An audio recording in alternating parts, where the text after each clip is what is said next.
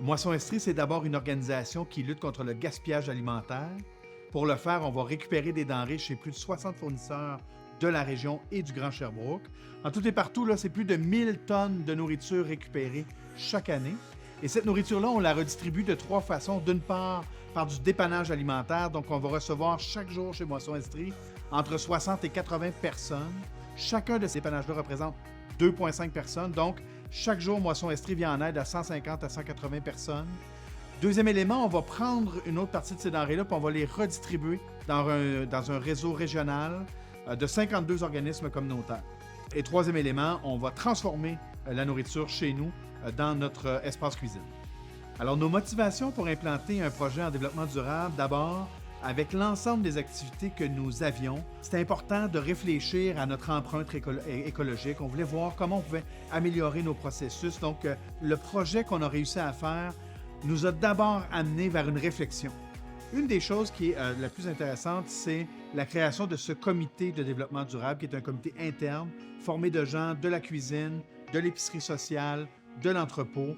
Et donc, ça nous permet d'avoir une vision globale du fonctionnement de l'organisme, de voir comment on veut le travailler, cette question-là du développement durable. Alors ça, c'est important. Ensuite, on a dans notre bilan amélioré nos façons de faire, notamment dans nos circuits de cueillette de denrées. Donc, on réduit notre empreinte écologique en étant plus intelligent sur la route.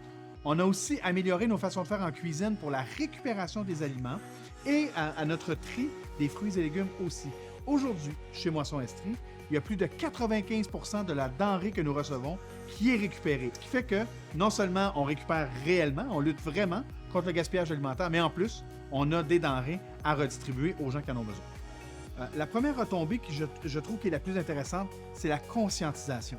C'est-à-dire qu'aujourd'hui, quand on réfléchit à nos façons de faire, les principes de développement durable sont intégrés dans nos processus. Quand on réfléchit, par exemple, à l'installation de notre service de tri des fruits et légumes, quand on réfléchit à notre action dans la cuisine, quand on réfléchit à la cueillette de denrées, on est toujours en train de penser à « OK, mais notre empreinte écologique là-dedans, qu'est-ce qu'elle est? » Sur la question du transport, nos circuits courts nous ont permis d'être plus efficaces, donc d'être moins longtemps sur la route. Alors, on peut parler là qu'à chaque année, c'est une centaine d'heures de circulation en moins qu'on a réussi à retirer de la route, nos camions de la route en fait, parce qu'on a réfléchi différemment nos parcours. Quand on veut instaurer des changements comme ça dans une organisation, il faut prendre le temps de bien le faire. Il faut que les gens soient partie prenante du processus, pas juste de l'atteinte des résultats. Et c'est ce qu'on a voulu faire aussi, notamment avec le comité, mais aussi en amenant nos bénévoles dans le processus et en faisant en sorte que les gens, quand on leur demande maintenant de travailler différemment, par exemple, la récupération des denrées au moment du tri, bien, ils savent pourquoi on le fait. Ils connaissent aussi les tenants et aboutissants du projet. Donc, pour eux, c'est beaucoup plus simple d'y adhérer. L'accompagnement que nous avons reçu de la firme Adhère Service Conseil et le soutien financier qu'on a reçu de EcoLeader nous a vraiment permis de faire un grand pas pour le développement durable. Puis aujourd'hui, ça continue de nourrir notre réflexion puis nos actions. Alors là-dessus, très heureux du résultat.